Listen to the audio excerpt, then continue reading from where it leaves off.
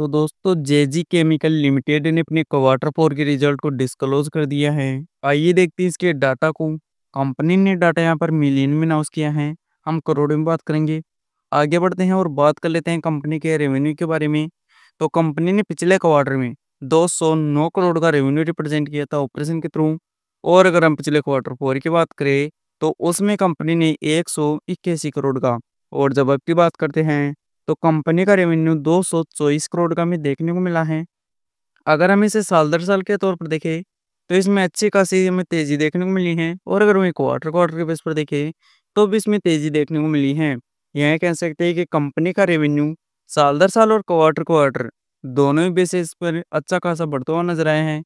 अब बढ़ते हैं आगे और बात कर लेते हैं कंपनी के खर्चे के बारे में। तो कंपनी ने पिछले क्वार्टर में 187 करोड़ के खर्चे किए थे। और अगर हम पिछले क्वार्टर फोर की बात करें तो उसमें कंपनी ने 166 करोड़ के। और जब अब की बात करते हैं तो कंपनी के खर्चे 206 करोड़ के में देखने को मिले हैं। अगर हम इसे साल दर साल के तौर पर देखें तो इनमें तेजी देखने को मिली है। और अगर वही क्वार्टर क्वार्टर के बेस पर देखें तो भी इनमें हल्की सी तेजी देखने को मिली है।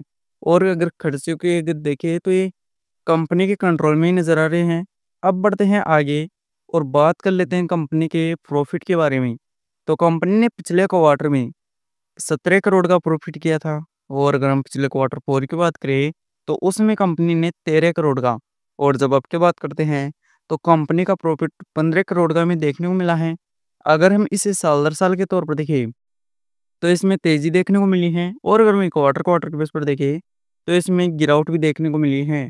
हालांकि कंपनी केमिकल सेक्टर में काम करती है तो हमें साल दर साल ही जज करना रहता है। अब बढ़ते हैं आगे और बात कर लेते हैं कंपनी के ईपीएस के बारे में। तो कंपनी का यहाँ पर पिछले क्वार्टर में 4 रुपये 33 पैसे का हमें ईपीएस देखने को मिला था। और अगर हम पिछले क्वार्टर फोर की बात करें तो उसमें कंपनी का ईपीएस 4 रुपये में देखने को मिला था। और जब अब की बात करते हैं तो कंपनी का ईपीएस 3 रुपये 92 पैसे में देखने को मिला है। यह भी कंपनी का ईपीएस में भी साल दर साल और क्वार्टर क्वार्टर दोनों ही बेसिस पर गिरते हुए नजर आए हैं। वैसे अगर कंपनी के अगर नंबरों की बात करें तो साल दर साल के तौर पर तो अच्छे देखने को मिले हैं, लेकिन क्वार्टर क्वार्टर के बेसिस पर कुछ ज़्यादा खास देखने को नहीं मिले। कंपनी का रेवेन्यू भी हमें अच्छा खासा बढ़ता हुआ नजर आया है साल दर साल के तौर पर। और अगर कंपनी के खर्चे देखें तो वो भी कंट्रोल में ही नज़र आ रहे हैं। और अगर कंपनी का प्रॉफिट देखें तो वो भी सही तरीके से बढ़ता हुआ नजर आया है साल दर साल के तौर पर तो। लेकिन क्वार्टर क्वार्टर बेसिस पे गिरावट भी देखने को मिली है। आज के लिए बस इतना ही, मिलते हैं नेक्स्ट वीडियो में।